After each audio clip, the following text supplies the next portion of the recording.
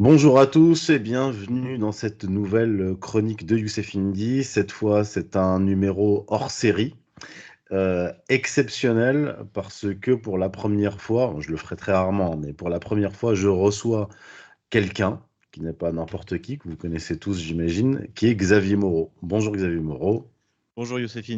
bienvenue sur cette chaîne. Alors, je vais expliquer déjà votre présence. En fait, j'ai lu ce livre, euh, Ukraine. Pourquoi la Russie a gagné de Xavier Moreau, paru en 2024, je crois avril 2024, Février. février Mm. 2024. Il est disponible sur The Book Edition. Je vais mettre le lien en description. Je comptais au départ parler de ce livre seul, comme d'habitude, en commentant l'actualité. Et puisque je connais Xavier Moreau, je lui ai proposé de venir pour qu'on fasse l'émission à deux. Il a gentiment accepté, donc on va le faire. Mais avant de commencer, je vous invite à liker, à partager, donc à vous abonner, à soutenir la chaîne via les liens Tipeee et PayPal que vous allez trouver dans la description de la vidéo. Et si vous ne pouvez pas nous soutenir, voilà, vous partagez, vous likez, vous commentez, ça aide pour le référencement. Et vous allez trouver le lien The Book Edition pour vous procurer le livre de Xavier Moreau, Ukraine, pourquoi la Russie a gagné. On va en parler. Pourquoi maintenant? Parce que on est dans une séquence historique extrêmement importante, une séquence de basculement. Avec l'administration Trump, la décision a été prise manifestement aux États-Unis de mettre un terme à cette guerre parce que la Russie a gagné. Voilà. D'où le lien avec le livre. Alors, avant de commencer, avant de commencer l'échange, je vais faire une brève présentation de ce livre et je vais vous dire pourquoi il est important d'en parler et pourquoi le livre permet de comprendre la situation actuelle, l'actualité et la séquence historique actuelle. Alors, le livre est paru en février 2024, mais Xavier Moreau, vous écrivez sur ce sujet-là, vous vous exprimez sur votre chaîne Stratpol sur Odyssée, avant sur YouTube depuis un certain nombre d'années. Moi, je connais vos interventions, je vous suis depuis plus d'une dizaine d'années, et la victoire de la Russie n'a pas été une surprise pour moi parce que, surtout, je vous suis depuis des années et ceux qui suivaient vos bulletins avant la guerre étaient au fait de la situation économique en Russie, de la situation militaire en Russie, de la situation industrielle en Russie, donc c'est-à-dire l'économie réelle, tout ce qui a permis à la Russie de gagner. Donc, dans ces bulletins, alors on retrouve bien sûr dans ce livre-là une synthèse de ces très nombreux bulletins que vous avez faits sur l'économie russe, la solidité russe, etc. La dimension aussi anthropologique humaine est importante. Et j'aimerais dire aussi au passage, avant d'oublier, que le livre d'Emmanuel Todd, qui est sorti à peu près en même temps que le vôtre, qui s'appelle La défaite de De l'Occident. l'Occident, alors que je n'ai pas encore lu, mais je veux dire, la conclusion d'Emmanuel Todd, elle était déjà chez Xavier Moreau des années avant la parution du livre d'Emmanuel Todd. Et aussi pour répondre, je prends de l'avance hein, sur les critiques, les attaques, etc. Beaucoup de gens vous ont reproché d'avoir été trop optimiste au départ parce que vous aviez dit qu'en 3 jours, en 3 semaines, le conflit serait réglé. On vous a dit, ah, mais le conflit n'a pas duré. Mais je rappelle que Zelensky, dès les premiers jours, vous confirmerez les dates, était d'accord pour Au bout de arrêter la 24 guerre, heures. Au voilà, bout de au 24 bout de heures. 24 heures, que ça a été torpillé notamment par les Britanniques. Boris Johnson s'étant rendu à Kiev pour intimer l'ordre à Zelensky de poursuivre la guerre. On se souvient qu'en Biélorussie, il y a eu des négociations et qu'un des négociateurs ukrainiens a été assassiné à son retour en Ukraine. Voilà. Donc, il y a dans ce livre-là, je vais terminer la brève présentation, ensuite on va rentrer dans l'actualité. Dans ce livre-là, ce qui est intéressant, c'est qu'il est très facile à lire, il est synthétique, il est court, il se lit en quelques heures, et il aborde les différents aspects de la réponse à cette question. Pourquoi la Russie a gagné sur le plan économique? Pourquoi la Russie a gagné sur le plan militaire? Pourquoi la Russie a gagné sur le plan industriel? Pourquoi la Russie a gagné même sur le plan anthropologique, humain et civilisationnel? Alors, avant de commencer, je vous laisse peut-être répondre ou éclaircir certains points que j'ai développés ici. Oui, non, tout à fait. Effectivement, et je crois que c'est un thème qu'on va aborder d'ailleurs une nouvelle fois, sur lequel on est d'accord, c'est le problème de l'irrationalité des acteurs. C'est-à-dire que, par exemple, je ne pensais pas que l'OTAN s'investirait autant dans cette guerre, parce que comme la défaite était assurée, je me suis dit, mais si l'OTAN s'investit dans cette guerre, elle va subir cette défaite. C'est-à-dire cette défaite qui sera celle de Kiev, qui est inéluctable, deviendra celle de l'OTAN. Et donc, je me suis dit en avril, en avril, au moment où en fait où tout bascule, je me suis dit c'est pas possible que Avril l'OTAN, 2022. avril 2022, je me suis dit c'est pas possible que l'OTAN fasse cette erreur et s'expose à une défaite qui aujourd'hui que l'on peut contempler. Donc j'ai fait effectivement quelques erreurs d'appréciation, pas tant que ça, pas beaucoup dont on m'accuse sont totalement faux. Notamment, j'ai jamais dit que l'Ukraine allait que la Russie allait gagner la bataille en 3 jours. Et d'ailleurs, personne ne l'a dit en Russie. J'ai cherché parce que j'entendais sans arrêt ça, la bataille en 3 jours. La seule chose que j'ai publié à un moment, c'est quand j'ai vu Zelensky qui demandait à négocier au bout de 24 heures.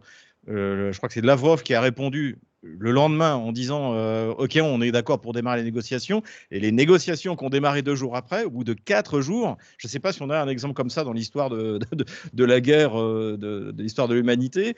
Et je me suis dit, mais alors si jamais c'est comme ça s'appellera, d'ailleurs le tweet est encore sur mon compte, on appellera ça la guerre de 2 jours. Si ça se confirme.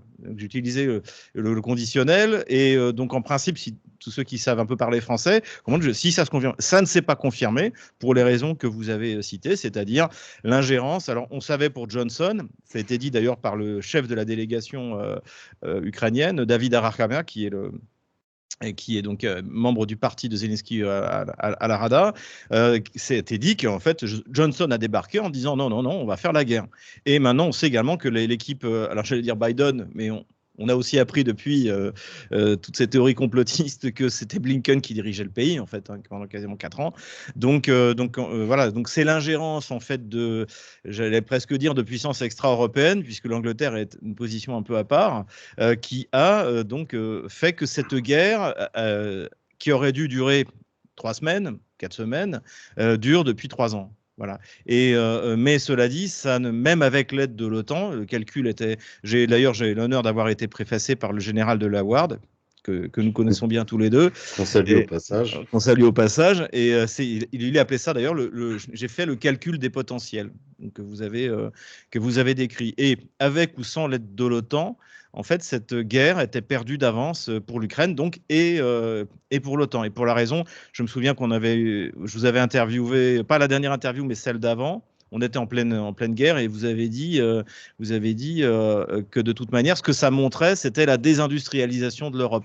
Cette défaite qui était déjà claire il y a un peu plus d'1 an, en fait, vous l'aviez décrit, et Soral, dans son dernier bouquin, a dit une expression à la Soral, c'est-à-dire le tertiaire, c'est bien, mais on ne fabrique pas des obus avec, quelque chose comme ça.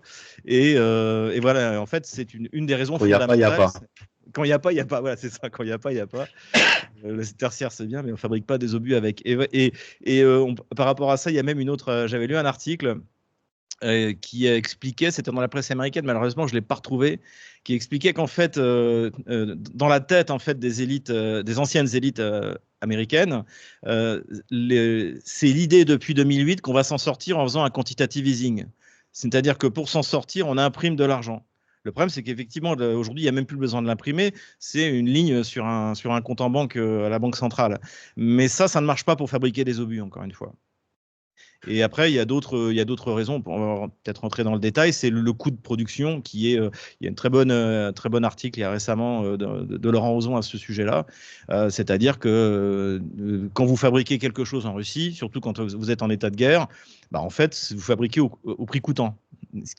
Et vous ne cherchez pas à faire de la plus-value. Dans les modèles, notamment de production d'armement européens et américains, et en fait, avant tout, il s'agit d'enrichir le fabricant d'armes. Même dans une situation de guerre, de guerre avancée. Et d'ailleurs, on peut souligner là-dessus qu'il y a quand même encore en France notamment Nexter, donc qui est devenu KNDS, qui malheureusement s'est associé avec un Allemand, qui lui en revanche est un privé. KNDS, l'actionnaire unique, Nexter, l'actionnaire unique, c'est l'État français. Donc si besoin était, on pourrait tout d'un coup mettre un coup de pression en disant bon bah il y aura pas on va pas verser de dividendes cette année. C'est ce qu'a fait d'ailleurs le gros conglomérat donc qui rassemble les actifs d'armement en Russie, Rostechnology. Son patron de chez Mesov a annoncé tout au début du conflit terminer on va pas verser de dividendes jusqu'à la fin de la guerre. Voilà. Et ça c'est un État, c'est ce que peut faire un État dans son côté régalien. Et nous on a perdu, nous les Occidentaux, on a perdu cette vision en fait. Alors, ce qui est très frappant aussi dans l'ouvrage au regard de la nature de cette guerre, qui est qui va au-delà en fait de la confrontation purement militaire, c'est une confrontation, on en a déjà parlé, et vous l'évoquez dans le livre, c'est une confrontation d'ordre civilisationnel.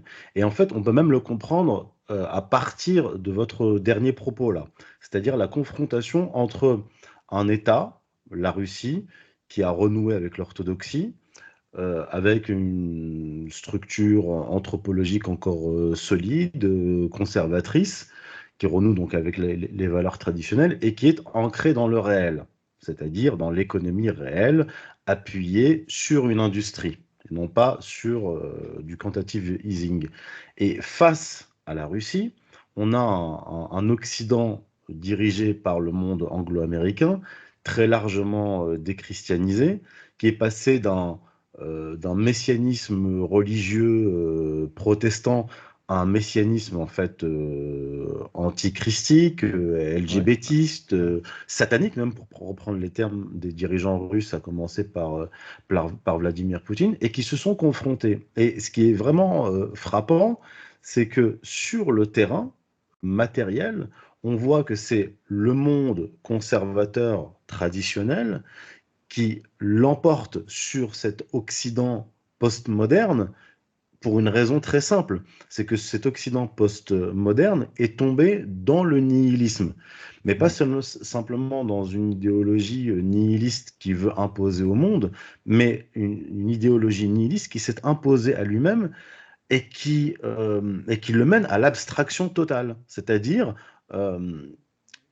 comment dire, la Russie, par cette guerre, a ramené le monde occidental, à commencer par les États-Unis, au monde réel, c'est-à-dire au Mhm. monde où il faut des obus réels, des missiles réels, des hommes réels, et non pas ce qu'ils appellent du wishful thinking. Est-ce que vous pouvez développer un peu là-dessus, me dire déjà si vous êtes d'accord? Ah bah non, je suis tout à fait d'accord. Et d'ailleurs, c'est une des thèses de Laurent Ozon, qui est moins optimiste, je crois, que nous deux sur Trump, dans le sens où il dit en fait finalement Trump c'est le produit, ce que fait Trump c'est le constat par l'Amérique que les valeurs, en gros les antivaleurs LGBT ne permettent pas de faire la guerre. C'est-à-dire qu'en gros, on a bien compris que pour faire la guerre, il faut des gars qui soient capables de s'enterrer en plein hiver dans des tranchées, de tenir bon et de pas se mettre à pleurer. Et voilà. Et c'est pour ça que ce que j'ai dit souvent, c'est-à-dire que l'OTAN est une armée avec du matériel sans soldats et l'Ukraine est une armée avec des soldats sans matériel. Et donc, ils se sont dit, ben, on va utiliser, parce que finalement, les Ukrainiens, c'est des Russes, hein, à part l'Ouest, on peut le mettre un peu à part, qui est sorti de la civilisation russe depuis déjà plusieurs siècles, mais globalement, on va utiliser des Slaves pour faire la guerre à des Slaves, parce que nous, on n'est pas capable. Et on est passé d'une époque où, en fait, pour moi, cette guerre occidentale, c'est une guerre impérialiste. C'est une guerre coloniale qui vise à imposer un modèle à toute une partie de la population ukrainienne, russe et russophone, dont elle ne veut pas. Elle ne veut pas célébrer Bandera, elle veut célébrer Joukov. Elle ne veut pas, comme vous l'avez très bien dit, donc cette anti-civilisation satanique qui promeut donc ces antivaleurs LGBT. Elle n'en veut pas. Donc pour ça, on a mis en place en 2014 un gouvernement qui va lui imposer déjà la dérussification et ensuite la LGBTisation. C'est simultané. Et même si à l'origine ça paraît pas compatible, Lucien Cerise a très bien travaillé là-dessus d'ailleurs. C'est en fait on arrive à faire il pensait pouvoir faire une convergence de ces deux idéologies, mais finalement ça marche pas si bien que ça. Et quoi qu'il arrive, quand la France par exemple va faire la guerre à la Russie en Crimée en 1853, elle envoie 315 000 soldats. Vous imaginez une France qui devait peser à l'époque 35 millions d'habitants, 30-35 millions d'habitants. Elle arrive à mobiliser 315 000 soldats, donc 95 000 vont mourir. pour une guerre qui ne la concerne pas, puisqu'on fait la guerre pour l'Angleterre contre la Russie, hein, pour empêcher la Russie de prendre Constantinople et de contrôler les détroits, ce qui était l'obsession anglaise de l'époque. Donc et pour soutenir la Turquie. Et donc, enfin l'Empire ottoman en l'occurrence à l'époque. Et en fait, ça, la France en était capable. Et sans qu'il n'y ait pas eu de manifestation de grandes manifestations comme contre la guerre du Vietnam, qui a fait beaucoup moins de morts, donc dans les années 70. Et là, c'était la France, la population française le pouvait physiquement et moralement. Physiquement, parce que c'était une France encore paysanne. Donc en fait, envoyer des paysans faire la guerre, c'est quand même. Vous avez toute la formation physique, vous n'avez pas à la faire. Si vous voulez, là maintenant, si jamais tout d'un coup Emmanuel Macron se mettait à vouloir envoyer des troupes, il faudrait qu'il mobilise. Donc, je lui souhaite bon courage entre le tertiaire dont parle cher Alain Soral et les jeunes de banlieue qui préfèrent 10 fois Poutine à Macron parce que c'est un mal alpha et que c'est un patron. C'est quasiment impossible. Donc, en fait, cette ressource qu'on avait pendant toutes nos guerres coloniales, nos guerres impérialistes, en fait, aujourd'hui, elle n'existe plus. On ne peut pas. Donc, je citais le chiffre de 315 000 hommes, c'est-à-dire que dans une guerre qui finalement est annexe, la guerre de Crimée, elle s'est passée d'ailleurs en Crimée pour obtenir un nouveau rapport de force et signer un traité pour en fait sauver l'Empire ottoman. Donc sur un théâtre d'opération périphérique, on pouvait envoyer 315 000 hommes et perdre 95 000 hommes. Aujourd'hui, l'armée française, la totalité, ça doit être entre 230 et 250 000 hommes. C'est même pas la totalité du contingent qu'on a envoyé en Crimée en 1853. En fait, on n'a plus l'armée, on n'a plus les moyens de nos ambitions. C'est-à-dire qu'on a toujours des dirigeants qui rêvent d'impérialisme, en l'occurrence idéologique. Hein, c'est très ancré dans la mentalité française, le droit et le devoir des races supérieures vis-à-vis des races inférieures. C'est comme ça que Jules Ferry justifie la colonisation. Et en fait, c'est resté dans Macron, c'est clair. Enfin, vous voyez en Afrique, son comportement, c'est un colon. Mélenchon, c'est pareil. Mélenchon, c'est gravé dans leur. Le problème, c'est qu'ils ont toujours cette espèce de rêve impérial, mais ils n'ont plus l'armée qui va avec. Et j'ai encore beaucoup d'amis dans l'armée, ils sont prêts à mourir pour la patrie, mais jusqu'au dernier. Mais ils veulent. Si jamais Macron voulait faire la guerre en Russie, il démissionnerait. Donc c'est le problème en fait, c'est que ils n'ont plus les outils de leurs ambitions impériales, et que ce soit l'outil industriel dont vous avez parlé et encore plus l'outil militaire. Et à côté de ça, en plus, ils ont largement sous-estimé les moyens de la Russie. Pour revenir du côté russe, vous évoquez notamment Aolodinov, qui est un officier tchétchène dans l'armée russe, qui lui tient un discours religieux de nature eschatologique, de convergence du christianisme et de l'islam. Et en fait, ce que vous expliquez dans votre livre, notamment, c'est que la réalité russe de cette guerre, donc l'alliance qu'il y a entre les Tchétchènes musulmans et les Slaves orthodoxes, démonte complètement le discours sur le choc des civilisations tenu par des gens qui en Occident étaient pro-russes jusqu'au 22 février au 24 février 2022, et tout d'un coup, on basculait dans un discours anti-russe. Parce que ce que vous expliquez en somme, c'est que le choc des civilisations, ce n'est pas la guerre entre le monde chrétien et le monde musulman, mais là, en l'occurrence, la guerre d'un monde nihiliste, satanique et LGBTiste, face à un monde de la tradition qui est chrétien et musulmans. Et quand on entend des gens qui se réclament du conservatisme en France, notamment comme Zemmour et d'autres, qui étaient pro-russes verbalement et qui, lorsque la guerre a commencé, sont devenus pro-ukrainiens, pro-Zelensky, pro-OTAN. Je me souviens des paroles de Zemmour qui disait que les Tchétchènes lui avaient fait froid dans le dos quand il les a entendus faire le takbir, c'est-à-dire le dire Allahu Akbar en pleine bataille. Là, en fait, cette guerre-là a été un révélateur du mensonge, de l'hypocrisie de certains et du mensonge sur le choc des civilisations.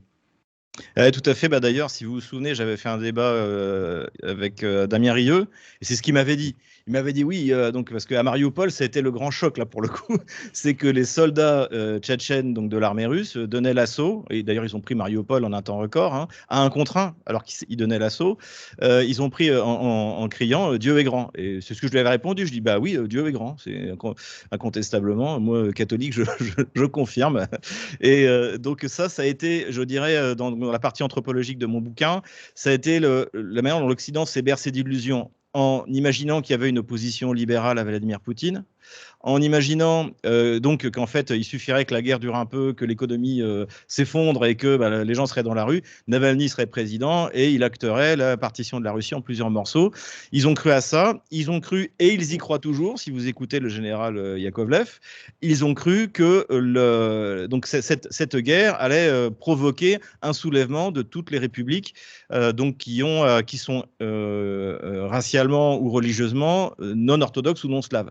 Et là, ça a été la douche froide totale. Et ça, effectivement, on le doit à Ramzan Kadyrov, qui lui-même le doit à son père Ahmad Elhadj Kadyrov, et on le doit au général Abti Alaoudinov, qui est vraiment une figure, là, qui est devenue une figure qui a complètement, je pense, changé la vision que les Russes avaient, qui étaient toujours un peu méfiants vis-à-vis des Tchétchènes, notamment au des moments difficiles. Je me souviens dans les médias russes, qui était au moment des deux contre-offensives otano-kieviennes fin 2022. Lui, il était sur le front de Kharkov, et il était toujours avec son ton très rassurant, expliquant vous inquiétez pas, c'est normal, ça va prendre plus de temps parce que désormais on fait la guerre contre l'OTAN, mais tout va bien se passer, tout va bien. Et il était invité sans arrêt sur les plateaux, et ça a vraiment changé l'image. Moi, j'ai un de mes bons amis qui est tchétchène, qui habite en banlieue de Moscou, Sergei Posad, et on en a parlé après ensemble. Et ça, il a dit oui, il a senti, il a en plus un de ses fils est dans la garde nationale. Et puisque en fait, les Tchétchènes sont les troupes en fait font partie de la garde nationale. Alors maintenant, c'est devenu une véritable armée. Ils ont des chars, etc. Mais c'est un peu la gendarmerie chez nous. C'est une gendarmerie avec des chars en fait. Et donc en fait, ça a vraiment changé la vision. Et ça a été le désespoir. On l'a vu en disant mais qu'est-ce que c'est que c'était pas du tout le plan. Le but, c'était que les Tchétchènes se soulèvent, les Tcherkesses se soulèvent, les Kabards se soulèvent, les Ingouches se soulèvent, tout le monde va se soulever, le Tatarstan va se soulever. Et puis voilà, c'est donc selon le plan, les musulmans vont faire la guerre aux chrétiens. Et puis comme ça, ce sera. Et là, on a assisté à un truc totalement différent. C'est qu'au contraire, à une espèce de prise de conscience commune du danger commun, et puis le vouloir vivre ensemble, pour le coup, qui fait que les Asiatiques du fin fond de la Sibérie, les Kalmouks, les Tchétchènes se sont unis derrière les Russes. Les Russes orthodoxes. Effectivement, on a eu un retour du religieux, forcément avec la mort. On a eu un retour du religieux, et c'est assez extraordinaire de voir ça. Alors c'était évidemment, j'imagine, pour Éric Zemmour, la grande déception, c'est-à-dire il y a pas de blanc en Russie pour aller tuer des musulmans, et surtout, on a même assisté à quelque chose. Je vous l'avais envoyé d'ailleurs, je me souviens, sur Telegram, c'est-à-dire que le chef du mouvement Russisch, qui était un mouvement honnêtement néo-nazi, ils ont souhaité la nouvelle année avec Abti Alaoudinov. Et à la base, les Russes, les Tchétchènes, ils ne pouvaient pas les encadrer. C'était vraiment, c'est des skins, hein, en fait. Hein. Et là, ce truc incroyable s'est passé. Et évidemment, je pense que c'est une très mauvaise nouvelle pour l'Occident dégénéré, tel que je l'appelle. C'est que finalement, c'est pas les Russes qui vont faire ça le boulot. Ça ne marchera pas. Donc on pourrait résumer en disant que c'est une alliance des traditions, une alliance islamo-chrétienne qui a vaincu l'OTAN. Il y a une notion d'un danger commun de l'Occident dégénéré. Et ça, on l'avait vu, si vous vous souvenez, au moment de l'attentat de Charlie. C'est-à-dire qu'autant les Russes, d'ailleurs, sont allés mettre des fleurs devant l'ambassade de France, etc., qu'on compatit avec cet attentat absolument inadmissible. Hein. Ils n'ont jamais cherché à le justifier, mais malgré tout, le fait que tout d'un coup, il y a un engouement pour les caricatures qui insultaient ce qui était cher dans le cœur des musulmans, c'est-à-dire le prophète, eh bien, les Tchétchènes ont manifesté à Grozny, la capitale de la Tchétchénie, et les orthodoxes sont allés manifester avec eux. en disant oui, arrêtez d'insulter ces espèces de droit à l'insulte, de droit aux caricatures qui est absurde, surtout dans un pays multiethnique et multireligieux comme est devenu la France. Maintenant, il faut arrêter. Vous pouvez faire ça contre les catholiques parce que à force de les tuer, finalement, vous les avez soumis, donc ils vont plus se défendre. Mais là, si vous insultez les musulmans, évidemment que si vous vouliez continuer comme avant avec la République et le culte laïque qui insulte tout le monde, toutes les religions, il ne fallait pas faire venir des millions de musulmans en France. Et c'est ce à quoi on assiste en Russie, c'est qu'en Russie, déjà, ils n'ont pas fait venir, les Tchétchènes ne sont pas des déracinés, hein, ils sont chez eux en Tchétchénie, les Tatars, c'est pareil, les Ingouches, c'est pareil, et en fait, les orthodoxes et les musulmans ont manifesté parce qu'ils ne voulaient pas qu'on insulte. Les chrétiens ne veulent pas qu'on insulte Jésus, ne veulent pas qu'on insulte la Vierge Marie, ce que d'ailleurs ne fait pas l'islam, hein, parce que je rappelle que, comme vous me l'aviez rappelé il n'y a pas très longtemps, c'était le souffle Jésus et le souffle et le verbe de Dieu et le Messie. Voilà. Donc en fait, ce qu'ils veulent, c'est du respect. Et donc c'est pour ça qu'effectivement en Russie maintenant, si jamais vous insultez la religion, eh bien il y a des condamnations très lourdes parce que la concorde sociale est à ce prix dans un pays multiethnique. Et c'est ça qui est délirant en France d'ailleurs, c'est qu'ils nous ont fait un pays multiethnique, mais ils ont continué leurs invectives permanentes, vouloir insulter les religions, des choses qui sont importantes dans le cœur des croyants. C'est complètement absurde et suicidaire. Oui, après avoir détruit le catholicisme et blasphémé à tout va, eh bien, je veux dire, une nouvelle orthodoxie qui arrive dans l'Hexagone, à savoir l'islam, et donc ils attaquent l'islam à peu près comme ils ont attaqué le catholicisme. Mais il faut rappeler que le régime qui a été imposé aux catholiques est 100 fois plus brutal que celui imposé aux musulmans en France. C'est-à-dire, si on voit l'histoire des guerres de Vendée, de la loi de 1905, de la fermeture des congrégations, des confiscations des biens de l'Église, des prêtres qui ont dû quitter la France, qui ont été traînés par terre en dehors de leur monastère, etc. Bref, on va être obligé de continuer, mais de passer à la deuxième partie de l'entretien, parce que là, encore une fois, l'idée, c'est pas d'exposer tout ce qu'il y a dans le livre, c'est de le lire. Il faut le lire. Là, on a simplement esquissé et à grands traits. La deuxième partie de l'entretien, qui est toujours liée au livre, mais nous amène à l'actualité, qui est, je l'ai appelé, l'atterrissage dans la réalité. Je crois que vous en parlez dans le livre, vous parlez il y a cette notion-là d'atterrissage où les Russes ont fait atterrir l'Occident dans la réalité. Et ce qu'a appelé Vladimir Poutine l'empire du mensonge est tombé dans son propre piège. C'est-à-dire que l'idée du mensonge, c'est quand même, en général, de piéger l'autre, de faire tomber l'autre dans un piège. Mais là, vous expliquez très bien par quel mécanisme l'Occident a cru à ses propres mensonges, s'est laissé intoxiquer par ses propres mensonges, et là on retombe en fait dans un monde abstrait où la guerre n'est plus ce qu'elle est dans la réalité, mais ce que les Occidentaux voudraient qu'elle soit. Donc les Russes ont ramené les Occidentaux dans cette réalité extrêmement brutale, et moi ce que je pense, je ne sais pas si vous serez d'accord avec moi, c'est que l'administration Biden a pris en compte, en tout cas dans son esprit, cette réalité, cette défaite. Mais je pense qu'ils ont décidé de laisser la patate chaude à l'administration suivante, à savoir Trump, mais en tout cas quand c'était sûr que Trump allait gagner. Ils ont envenimé le conflit, ils ont fait en sorte de le faire durer un maximum pour que ce soit Trump qui ait à gérer cette paix imposée par les Russes. C'est-à-dire, en fait, c'est pas Trump qui est gentil, qui veut faire la paix avec les Russes, ce sont les Russes qui ont contraint l'administration américaine à négocier. Je pense que si les démocrates avaient gagné, on en serait à peu près dans la même situation, c'est-à-dire négociation. Dites-moi ce que vous en pensez. Je suis d'accord et je pense que les faits le démontrent, notamment avant que Trump ne gagne les élections, les livraisons d'armes, et ça c'était dans la presse américaine, je crois que c'était dans le New York Times il n'y a pas très longtemps, ou dans le Financial Times, peu importe, ça se retrouve facilement, c'est-à-dire que les livraisons d'armes américaines à l'Ukraine avaient baissé sous Biden. Et elles reprennent uniquement à partir de la victoire de Trump.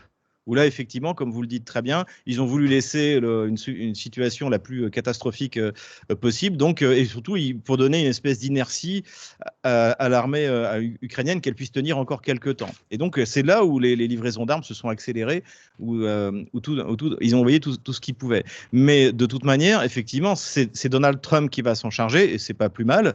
Mais je pense que Kamala Harris aurait été obligée de se montrer raisonnable, parce que déjà le complexe militaro-industriel américain est quand même en bout de course. Pour ce qui est de l'aide à l'Ukraine, il y a des problèmes fondamentaux comme par exemple le prix des munitions. Un obus de 155 mm américain, donc coûte à la production quelque chose comme $4 000. C'est les chiffres de la presse américaine. Hein. D'ailleurs, dans mon livre, toutes les références, tout ce qui est c'est quasiment uniquement des références dans la presse américaine ou même quelquefois européenne. Je confirme. Voilà, donc c'est eux qui ont dit, mais c'était au début de la guerre, c'est $4 000 contre $400 pour un obus de 152 mm russe. Donc, et tout est à l'avenant. C'est-à-dire qu'un char, par exemple, un char Abrams va coûter entre 6 et 8 millions de dollars, quand un char russe coûte entre 2 et 3. Et ainsi de suite. Donc en fait, c'est pas tenable économiquement. Le modèle d'ailleurs qui était suivi était visiblement pas le bon. Et en plus, il faut voir que les tanks de l'OTAN étaient faits pour se défendre d'une invasion soviétique. Donc en fait, ils étaient faits pour utiliser nos infrastructures en Europe de l'Ouest, qui sont bien meilleures que celles d'Europe de l'Est et infiniment meilleures que celles de l'Ukraine. Donc les chars sont trop lourds, ils sont trop hauts. Et en plus, maintenant, avec l'arrivée des drones, les Russes cartonnent des trucs qui coûtent 6 millions de dollars. Ils le cartonnent avec des drones qui en coûtent 10 000. Donc, ça n'a. Donc, en fait, l'Amérique est au bout de sa capacité à pouvoir maintenir cette guerre en Ukraine. Et elle a d'autres chats à fouetter à ses propres frontières. Et puis, de toute manière, je crois que c'est assez cyclique dans l'histoire américaine qui est courte. Hein, c'est que là, on a un retour isolationniste et une volonté de régler les problèmes à l'intérieur du pays qui sont très, très graves, voilà, économiquement.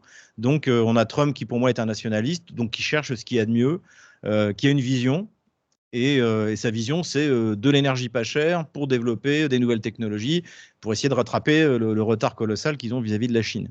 Et c'est pas de satisfaire cette pauvre classe dirigeante européenne qui, tout d'un coup, se retrouve en danger parce qu'elle pourrait être libérée. C'est l'esclave qui veut pas être libéré, en fait. Mais j'étais très bien dans la plantation, en fait. J'aimais bien me faire fouetter de temps en temps. Et puis, voilà, au moins, il pouvait rien m'arriver. Et là, on voit vraiment, il y en a un qui a pleuré. Là, j'ai vu, après le discours de J.D. Vance, on va en parler. Un leader européen qui s'est mis à pleurer.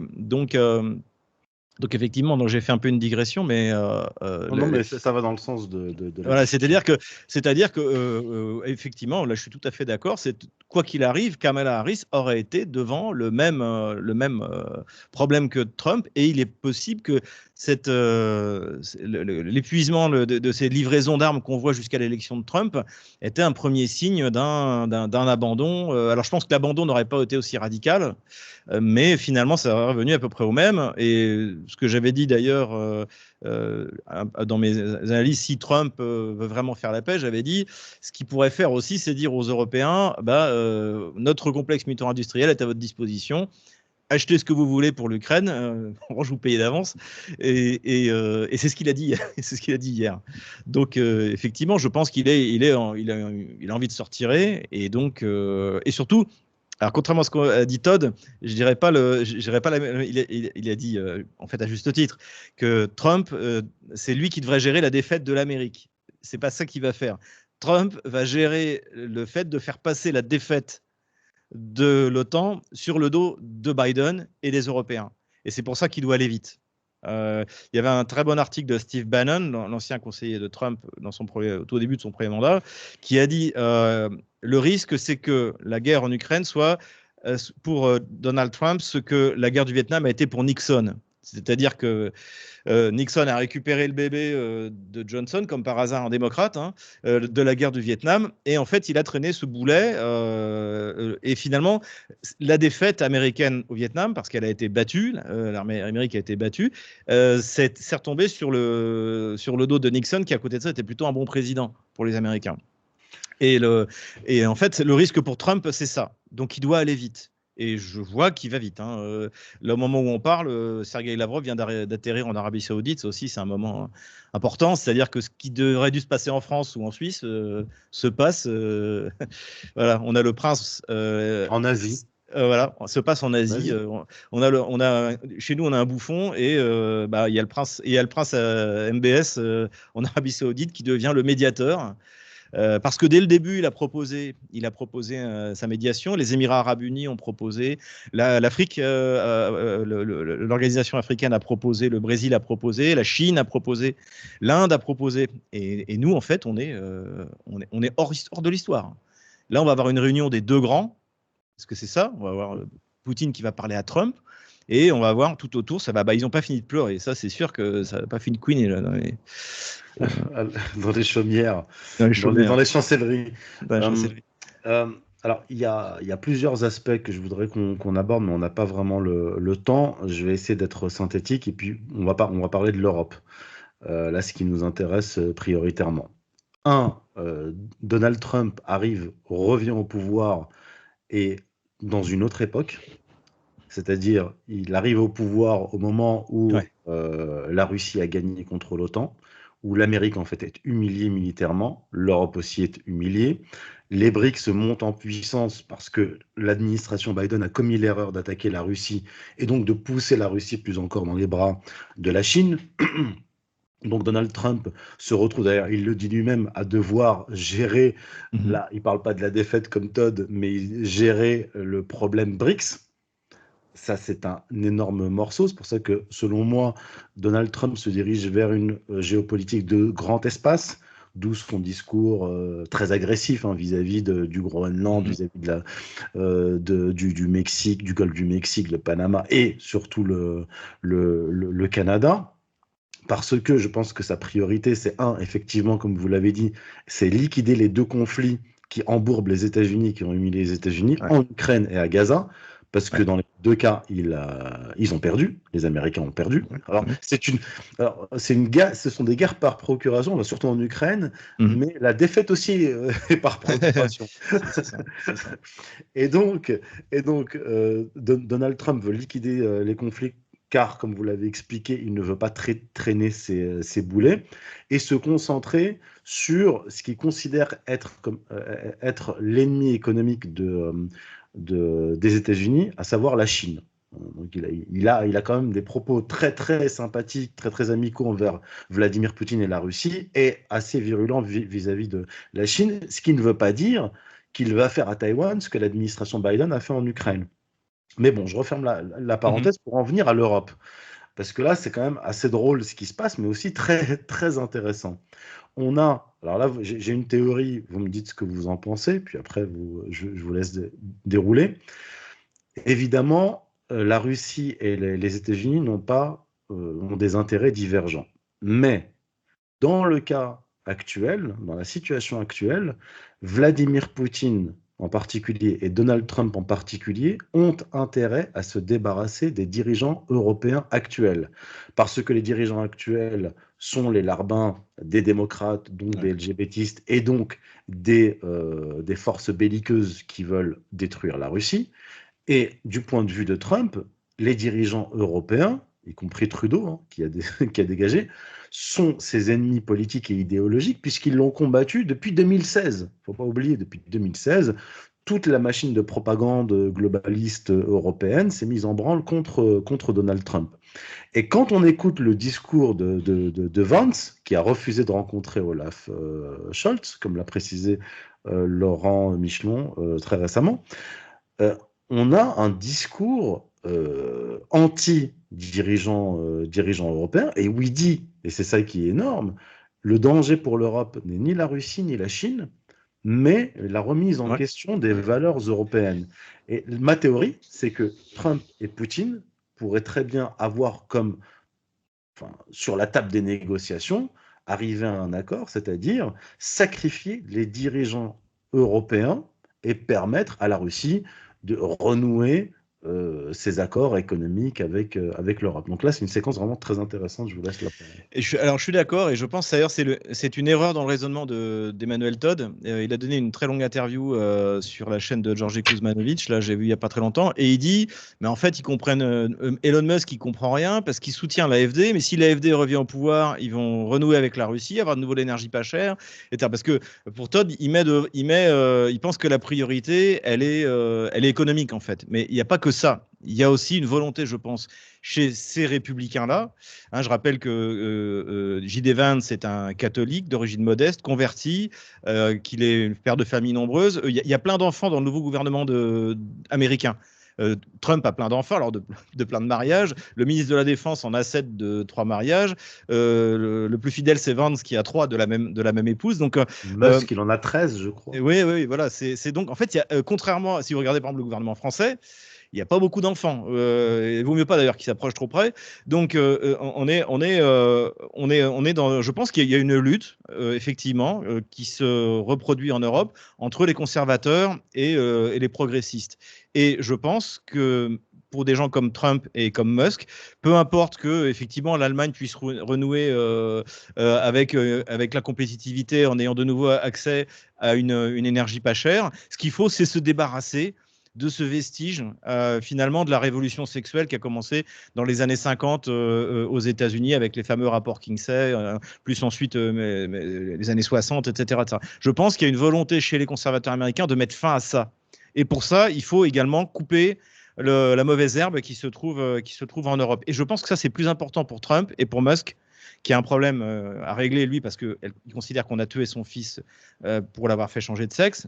Je pense et ça dépasse largement les considérations économiques. Et c'est une excellente nouvelle pour l'Europe de l'Est. Parce que en ce moment, l'axe de la résistance numéro 2, en Europe, c'est l'Europe de l'Est. C'est là que ça résiste. Orban tient bon. Fico, malgré une tentative de meurtre, tient bon. La Roumanie, là, le discours de J.D. Vance, c'est tout simplement fantastique. Il a incriminé Thierry Breton, qui là se retrouve comme un idiot.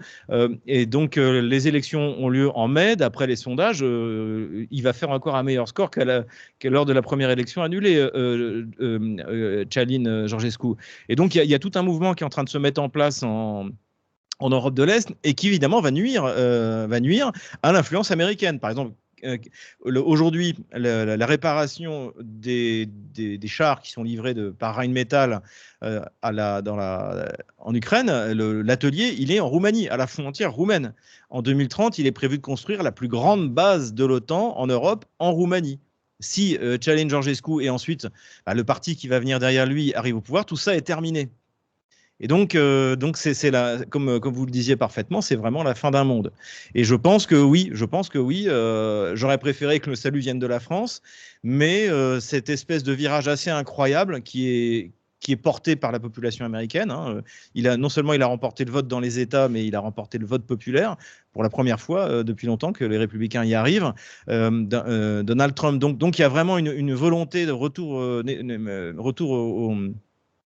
au conservatisme, paléoconservatisme, et qui va effectivement finalement se répandre en Europe. Et malgré ce que pense l'excellent Emmanuel Todd, par ailleurs, qui a rencontré J.D. Vance, c'est Alice Weidel de l'AfD. Musk est intervenu au meeting de l'AfD en disant que seule l'AfD pouvait sauver l'Allemagne. Ce qui est triste, c'est qu'en France, il n'y a personne à qui il peut s'adresser. Ou alors des petits partis, mais qui se représentent malheureusement pas grand-chose, comme celui de Asselineau ou de Philippot. Mais globalement, en fait, personne en France ne peut être l'interlocuteur conservateur d'un catholique anti-avortement comme J.D. Vance ou d'un Donald Trump qui rejette violemment toutes ces choses qui sont admises par tous les grands partis. C'est vous qui disiez vous-même, hein, il y a un grand parti avec Macron au centre, une aile droite RN et une aile gauche mélenchoniste. Donc là, oui, on vit un bouleversement et je pense que pour Trump, encore une fois, la lutte contre cette idéologie de mort et dépasse les simples combats économiques. Et après, pour revenir sur la Chine, moi, je ne désespère pas de trouver un compromis, parce qu'en plus, ça, il faudrait demander à Laurent Michelon, mais la voie médiane chinoise, c'est lui qui m'a appris ça, la voie médiane chinoise, Poutine en a parlé à Tucker Carlson lors de sa grande interview. Voilà, on le voit mal. Il faut le reculer un peu. Voilà. Comprendre la relation Chine-Occident. Voilà. La voix, et en fait, c'est Tucker Carlson, donc comme en tant que Trumpiste, s'inquiète sur la Chine, et Poutine lui dit mais pourquoi vous n'essayez pas de trouver un compromis avec la Chine? C'est un pays de compromis. De toute manière, la Chine a une vision à tellement long terme, en siècles, voire en millénaires, qu'ils sont prêts à faire une concession, même qui leur soit défavorable, pour un plus grand bien, pour cette voie médiane. Et puis, le rêve de... Ils n'aiment pas faire la guerre. C'est le rêve de Montesquieu, du doux commerce, en fait. Et ça... Et donc, on peut imaginer très bien que dans ce Yalta qui aura lieu, à mon avis, entre Deng Xiaoping, je pense Modi aussi, l'Inde, la Russie et les États-Unis. Oui, ça fait 2 fois que je fais Xi Jinping.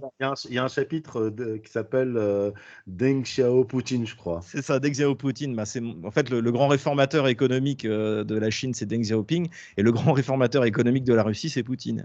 Et par rapport à Deng Xiaoping, il a 20 ans de retard. Donc, mais il rattrape.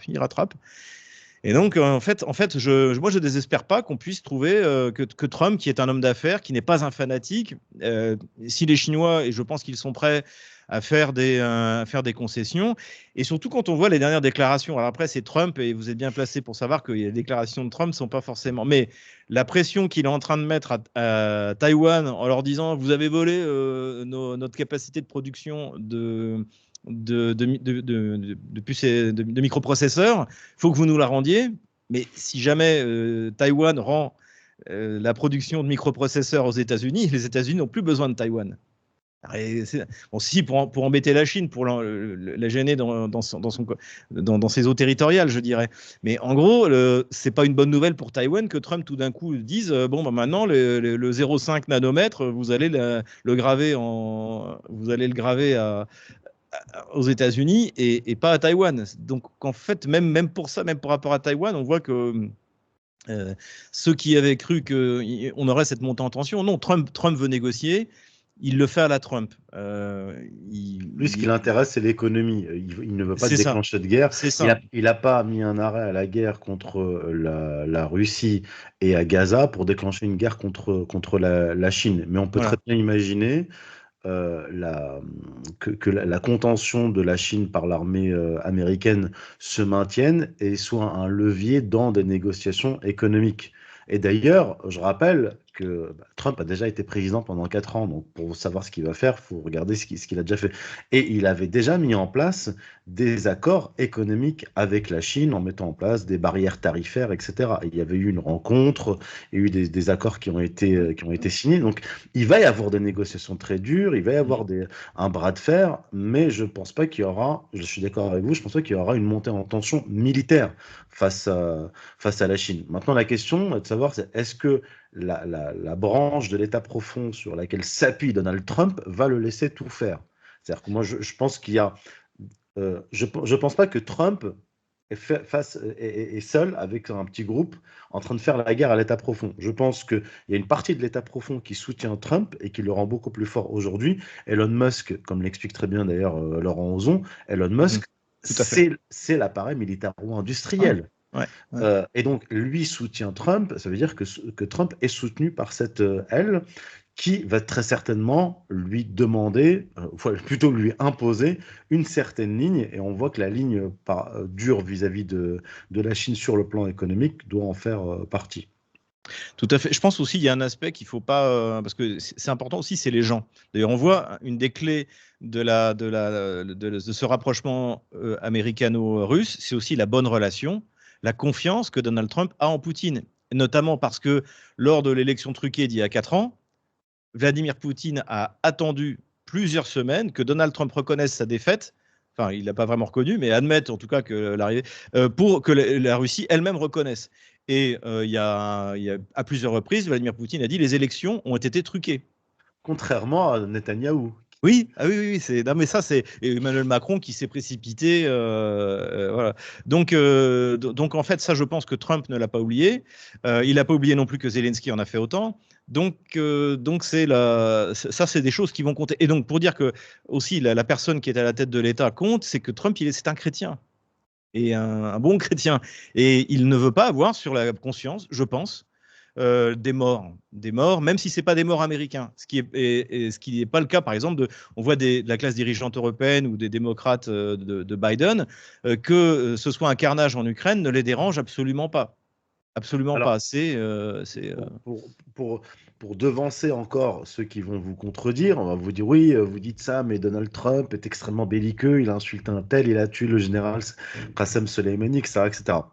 Ce qu'on peut leur répondre, c'est oui, effectivement, il y a des forces en présence aux États-Unis qui contraignent le président, quel qu'il soit, à mener des actions violentes contre. Mais, je rappelle que durant son mandat de 4 ans, Trump n'a pas déclenché un seul conflit armé. Il n'a pas déclenché de guerre.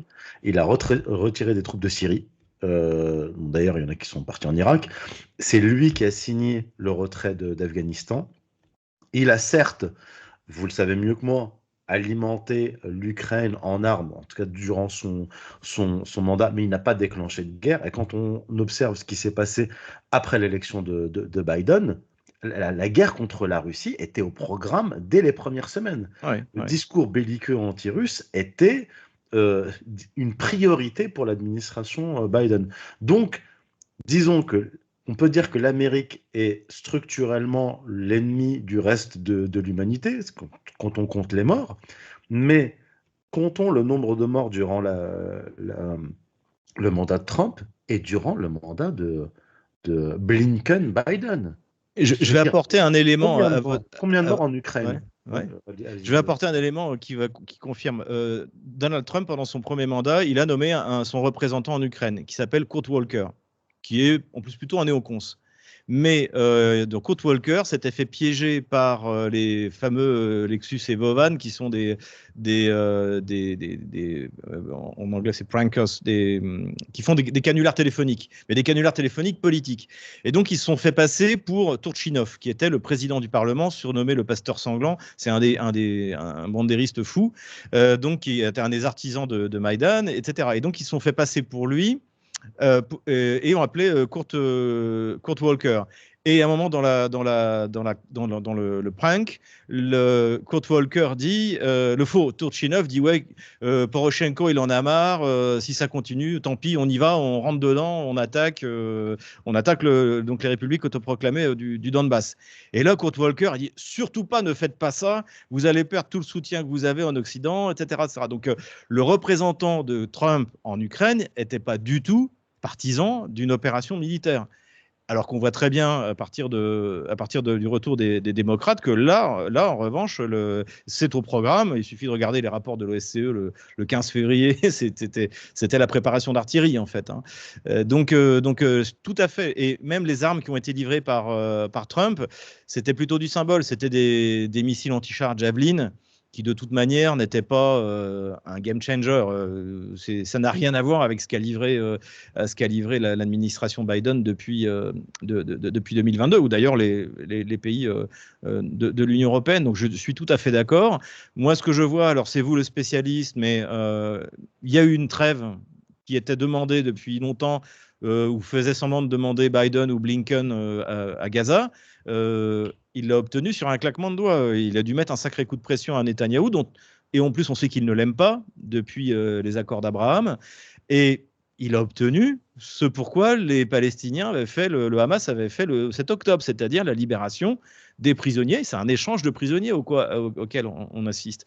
Donc c'est une énorme claque pour Netanyahou. Et c'est pour l'instant, c'est un artisan de paix. Après ces déclarations, mais ça, je vous laisse plutôt là, sur Gaza. Bon, finalement, on s'aperçoit que oui, c'est pas trop. Puis finalement, on les n'en Arabes, parle plus déjà, hein. On bon, n'en on n'en parle parle déjà plus. plus, Et hein. de toute manière, ce qu'il a obtenu, c'est que les Arabes, les Arabo-musulmans de la région se mettent d'accord pour un plan de reconstruire Gaza sans évacuer la population. C'était dans les gros titres pas plus tard que ce matin. Donc, en fait, ça va être comme d'habitude, c'est les Arabes qui vont payer pour reconstruire ce qu'a détruit Israël et dans la bande de Gaza.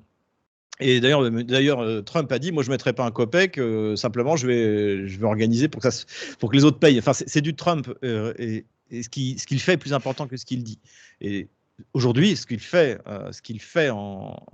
sur le conflit ukrainien, 1 heure et demie de discussion avec Poutine, où après il en parle comme si c'était son meilleur ami, 7 minutes avec Zelensky pour en gros lui dire maintenant tu fais ce qu'on te dit. Il n'y a qu'à voir le comportement de Zelensky. Enfin, ça, le langage du corps, moi je pense qu'en plus il est chargé comme une nageuse est-allemande, mais comme on disait à l'époque. Mais là, il a vraiment du mal à se contrôler. Et puis tout le monde pleure, tout le monde. Ce qui est frappant quand même, c'est que les gens réagissent beaucoup plus à des discours qu'à des faits. Parce que, bon, les gens réagissent beaucoup aux discours de Donald Trump qui sont horribles, etc. Bien sûr, le déplacement de la population de Gaza, c'est horrible. Sauf que c'est le cessez-le-feu qu'il a imposé qui a permis le retour des Gazaouis dans le nord de Gaza, c'est-à-dire chez eux. On a eu donc 1 million de morts en Ukraine. Je pense, oui. Dans ces eaux-là, ouais, Un million, un million de morts en Ukraine sous Biden-Blinken. Ouais. À Gaza, en fait, c'est les véritables chiffres, on est autour de 240 000 morts, avec les morts indirectes. Ouais, c'est les estimations du général de la Ward, précisément. Qui reprend le Lancet. Oui, tout à fait. Voilà l'étude du Lancet. Donc on est à 1 250 000, 1 300 000 en 4 ans de mandat des démocrates. Trump, pendant son mandat, il n'a pas causé autant de morts, il n'a pas déclenché une seule guerre. Et là, effectivement, il arrive au pouvoir, il essaie de mettre un terme à la guerre en Ukraine et il impose un cessez-le-feu à Gaza. Bon, moi, je préfère avoir un ennemi comme Donald Trump qu'avoir un ennemi comme un démocrate. Voilà.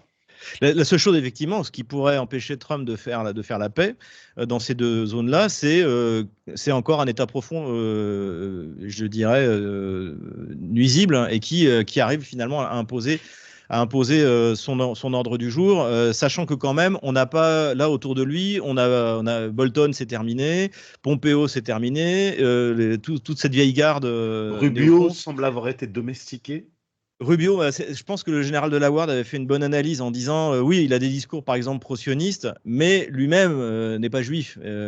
Donc en fait, il n'est pas,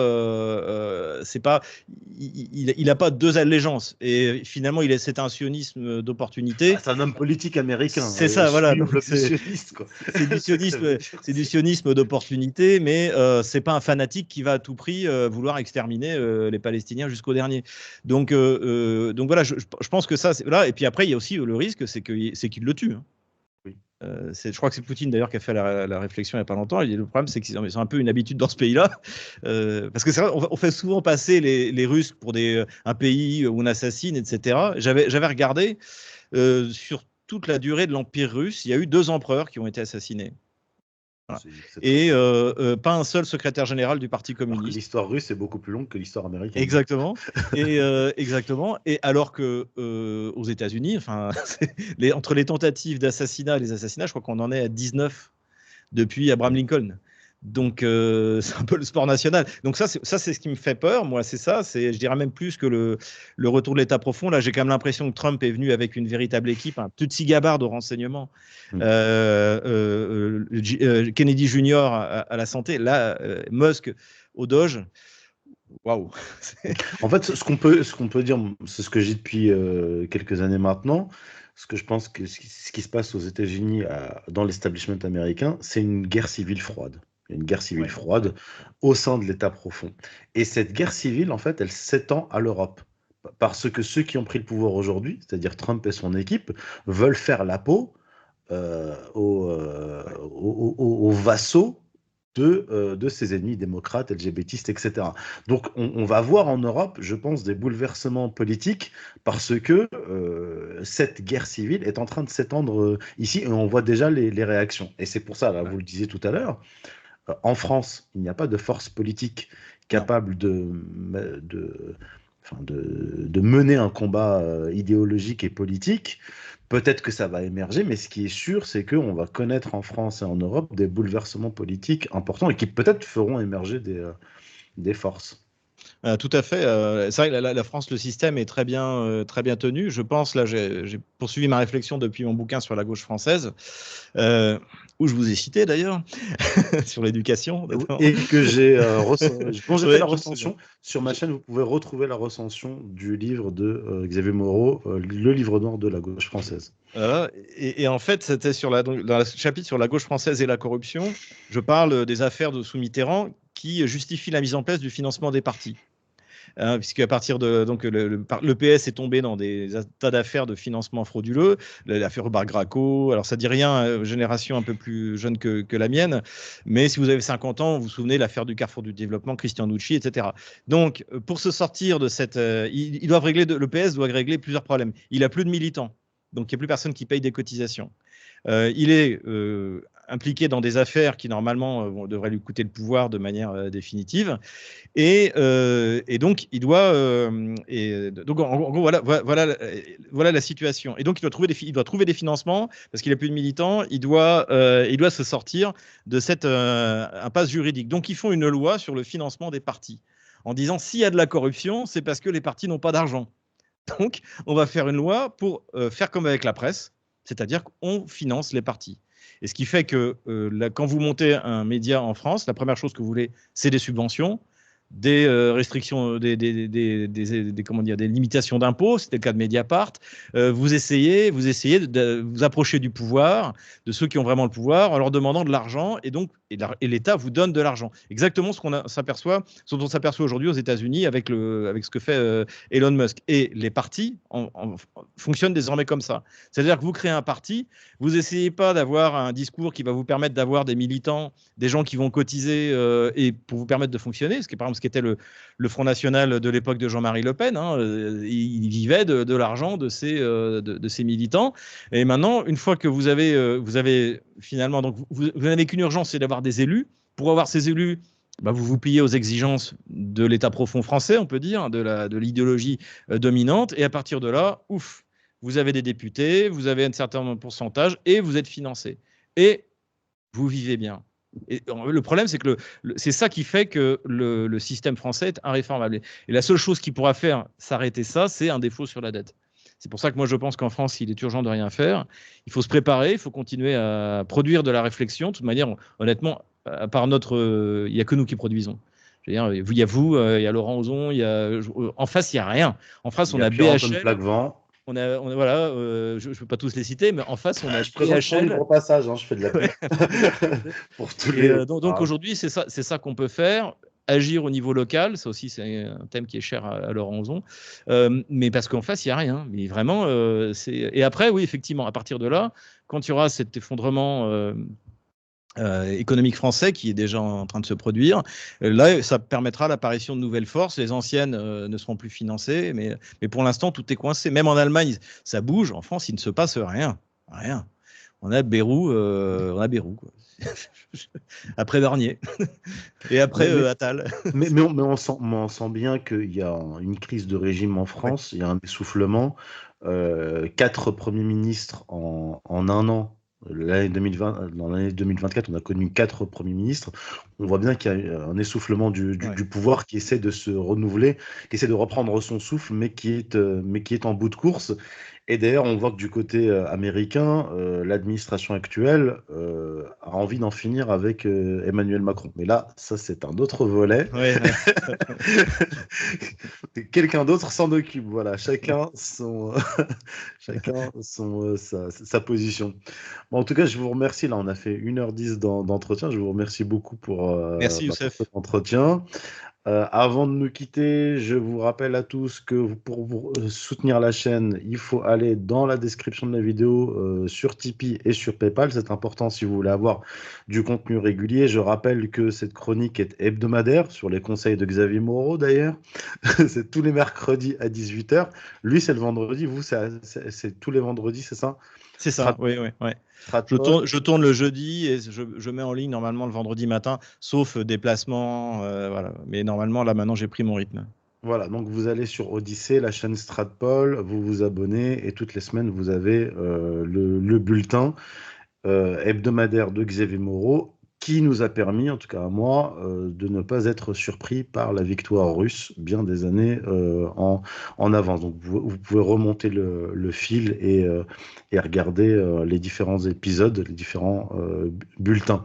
Voilà, je vous remercie tous. Je crois que je n'ai rien oublié. Soutenez-nous, soutenez Xavier Moreau, soutenez Pierre-Antoine Plaquevent.